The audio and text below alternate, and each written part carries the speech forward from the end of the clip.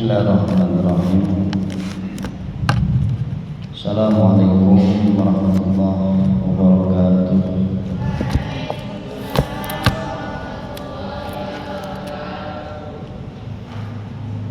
Alhamdulillah nahmaduhu wa nasta'inuhu wa nastaghfiruh wa na'udzu billahi min shururi anfusina wa sayyi'ati a'malina. May yahdihillahu fala mudilla lahu wa may yudlil fala hadiya lahu. Asyhadu an la ilaha illallah wa asyhadu anna Muhammadan abduhu wa rasuluh. Allahumma shalli ala sayyidina Muhammad wa ala ali Muhammad. Hadirin Bapak Ibu jamaah salat zuhur yang dimuliakan Allah Subhanahu wa taala, kita bersyukur saat ini Allah taala beri kita kesempatan, Allah beri kekuatan untuk senantiasa istiqomah jalankan perintah Allah Ta'ala, salat fardu zuhur, dan lanjut kajian tafsir ayat demi ayat kita bacakan, yang harapan kita agar kita senantiasa dapat mengamalkan kandungan Al-Quran dalam kehidupan kita sehari-hari, sehingga kita hidup dengan berpedoman Al-Quran, karena Al-Quran adalah sebagai pedoman kita. Hidup penuh dengan perintah Allah, hidup dengan mencapai ridha Allah Subhanahu wa taala. Amin ya rabbal alamin.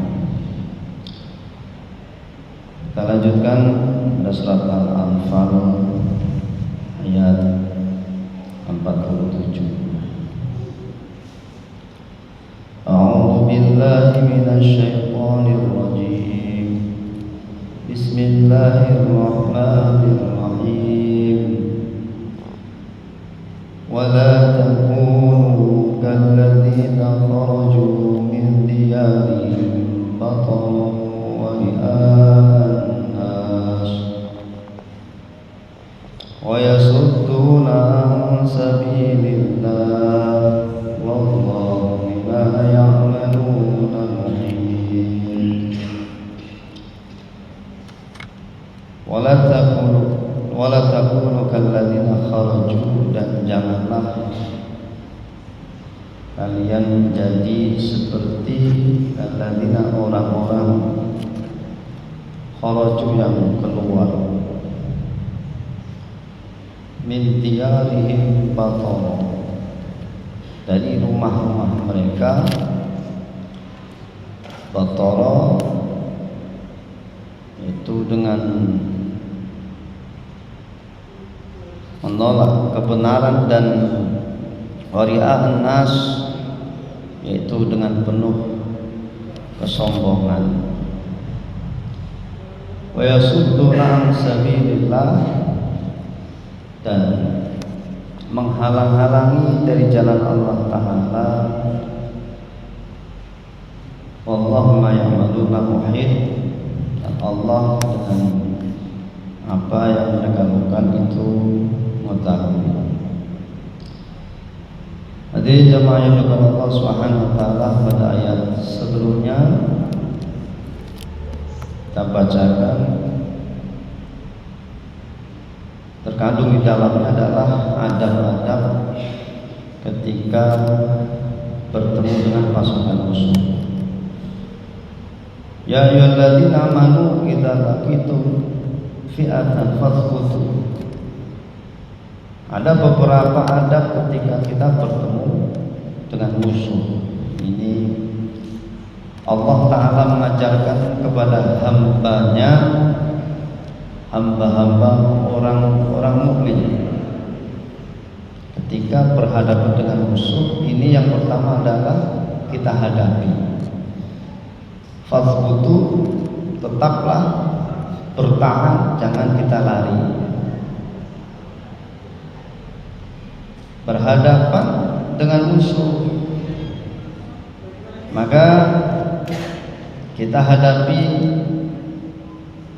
dengan penuh berharap kepada Allah Subhanahu wa taala, dengan penuh keberanian, dan jangan pula kita tidak boleh berharap agar bertemunya musuh kepada diri kita.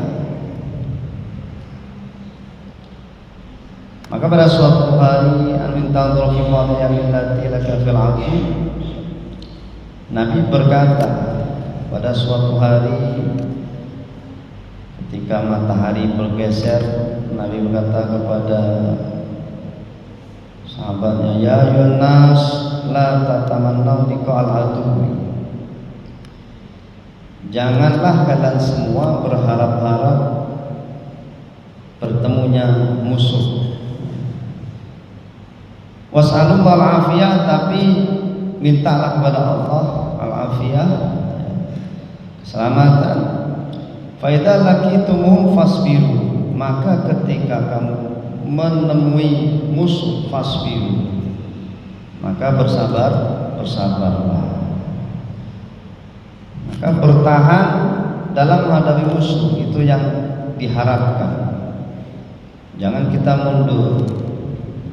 Kenapa kita tidak berani? Musuh-musuh Allah dia berani.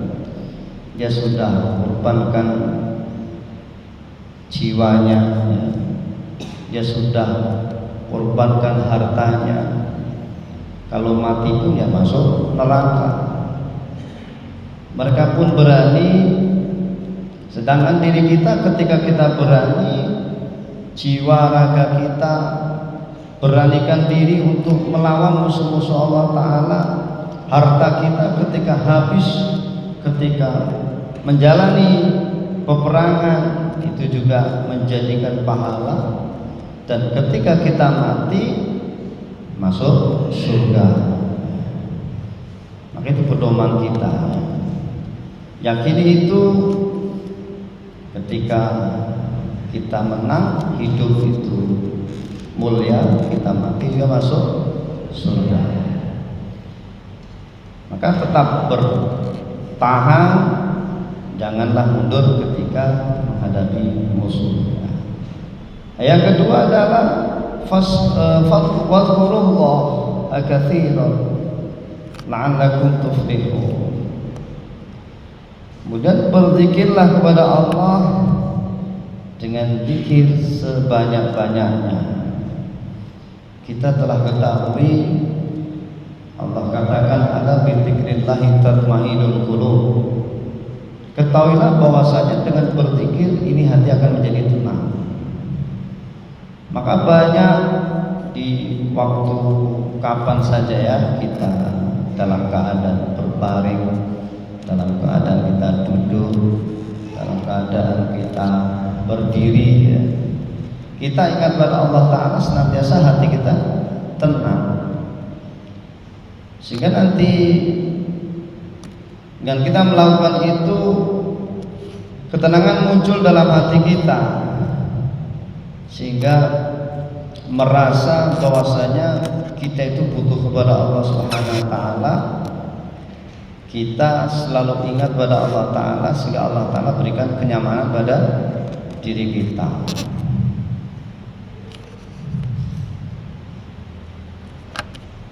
Maka ketenangan akan didapatkan.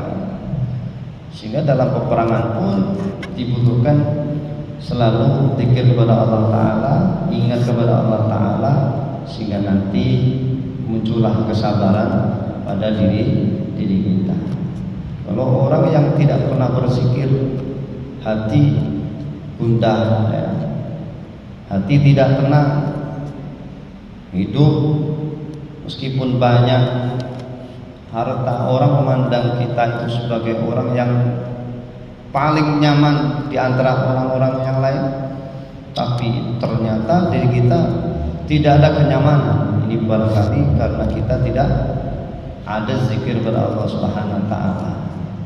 Karena sudah jelas janji Allah Ta'ala, ala bi dzikrillah tatma'innul qulub. Ingatlah hanya dengan berzikir hati itu menjadi tenang. Maka dalam peperangan pun kita ini diarahkan supaya berzikir kepada Allah Subhanahu wa taala, dan sehingga Allah berikan ketenangan dalam berperang menghadapi musuh. Selalu ingat kepada Allah Subhanahu wa taala, Allah beri kenyamanan, hati tenang. Wala tanaza'u fatafshalu, dan jangan bercerai. Satu maknanya dalam berperang itu satu maksud, satu tujuan, satu barisan, satu fikir ya. Sehingga kalau kita tidak bersatu dalam barisan kita, tidak bersatu dalam fikir kita, tidak bersatu dalam kekuatan kita, maka fatafshalu wa tadhhabu rihukum, maka hilanglah kekuatan kita, sehingga Allah tidak akan berikan kemenangan pada diri kita. Wasbiru, kemudian sabarlah. Dan yang selanjutnya adab daripada berperang itu adalah bersabar. Maka bermula dari tadi zikir pada Allah Ta'ala ini berlanjut, nanti akan menumbuhkan hati dengan penuh kesabaran, ya tenang. Di sana Allah Ta'ala juga berikan fadilah, dia akan selalu bersamanya. Allah katakan innallaha ma'a sabirin, sungguhnya Allah SWT itu bersama orang-orang yang sabar. Ayat selanjutnya, wala takunu kalladzina kharaju min diyarihim batara. Di sini Allah katakan, sebelumnya Allah telah memerintahkan kepada orang-orang Islam, orang-orang mukmin dalam berperang agar senantiasa dibawanya sifat ikhlas. Yaqulullah Ta'ala ba'da amril mu'minin bil ikhlas fil qital fi sabilihi wa kathrati dzikrihi nahyan lahum an tashabbuh bil musyrikin fi khuruji min diyarihim. Maka ayat yang ke-47 ini Allah memberitahukan kepada kita, memberi pelajaran kepada kita agar kita tidak menyerupai orang-orang musyrik, yang mana orang-orang musyrik ini ketika keluar dari rumahnya untuk memerangi Rasulullah SAW pada perang Badar, mereka keluar dengan penuh kesombongan, penuh agar kekuatan yang dia miliki ini dilihat oleh banyak orang. Ya, mungkin kita sudah pernah saksikan ya bagaimana peperangan-peperangan yang ada orang-orang kafir, dia mengadakan senjata yang canggih, senjata yang luar biasa ya. Artinya kita sudah tidak mengikuti hal-hal demikian, karena itu adalah kesombongan-kesombongan yang dilarang oleh Allah Subhanahu wa taala dalam peperangan. Dia membuat sesuatu senjata-senjata yang diperlihatkan kepada orang-orang Islam. Maka sini dikatakan janganlah menyerupai mereka. Janganlah seperti orang-orang musyrik yang dia itu berperang menuju untuk membunuh Rasulullah, memerangi Rasulullah SAW, yaitu dengan keadaan dia bersombong hatinya, dia memperlihatkan orang-orang semuanya seakan-akan dia adalah orang-orang yang paling berkemampuan, orang yang paling berkuasa di muka bumi. Karena ingatlah bahwasanya Allah Ta'ala itu Maha mengetahui terhadap apa yang mereka kerjakan. Nah, ini Allah selalu mengatakan kekuasaannya ya. dalam ayat yang lain juga Allah Maha Kuasa. Innallaha ala kulli syai'in qadir. Qadir ala kulli syai', kuasa atas segala sesuatu, apapun itu bentuknya. Maka kekuasaan Allah Ta'ala ini tidak bisa diukur ya. Mungkin manusia dia akan bisa berkuasa, dia akan melihat dengan hitungan. Katakanlah dalam suatu peperangan orang Islam berjumlah 300, orang kafir 1000 ya. Maka orang kafir ini dia akan punya kekuatan berdasarkan hitungan. Wah, ini bakal menang kita ini 1000 lawan 300. Tapi bagi Allah Ta'ala begitu mudah memenangkan dari jumlah yang 300 melawan musuh yang 1000 jumlahnya. Karena Allah kuasa. Sesuatu yang bagi makhluk ini tidak mampu, tidak mungkin, maka bagi Allah itu sangatlah mungkin. Sesuatu yang dipandang oleh manusia ini tidak mungkin, maka tidak ada sulitnya bagi Allah untuk memungkinkan segala sesuatu yang terjadi pada makhluknya. Hadirin yang dimuliakan Allah Subhanahu wa Ta'ala, maka bagaimana kita ambil pelajaran dari apa yang telah diceritakan dalam Al-Quran ini banyak sekali, yang tentunya agar hamba ini senantiasa mengetahui kehebatan-kehebatan Allah Subhanahu wa Ta'ala dalam segala hal ya. Juga banyak cerita-cerita yang dalam Al-Quran Allah ceritakan orang-orang yang telah dibinasakan oleh Allah Subhanahu wa Ta'ala karena kekufurannya, orang-orang yang telah dibinasakan Allah karena kemusyrikannya,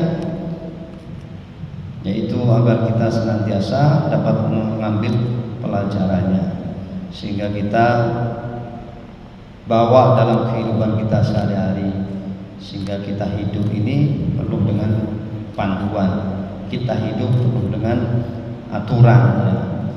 Penuh dengan aturan yang diberikan oleh Allah Subhanahu wa Ta'ala. Mudah-mudahan Allah Subhanahu wa Ta'ala beri kita kekuatan pada diri kita untuk dapat beramal dan menyampaikan insyaallah. Demikianlah. Nah, sebentar ini satu ayat. Mudah-mudahan Allah memberi kepahaman pada beramal dan sampaikan. Ini saja yang bisa saya sampaikan, dan benar dari Allah Subhanahu wa Ta'ala, salah sendiri. Untuk semua kita kita tutup dengan doa majlis. Subhanallah wa bihamdihi, subhanakallahumma wa bihamdika, asyhadu an la ilaha illa anta, astaghfiruka wa atubu ilaik. Assalamualaikum warahmatullahi wabarakatuh.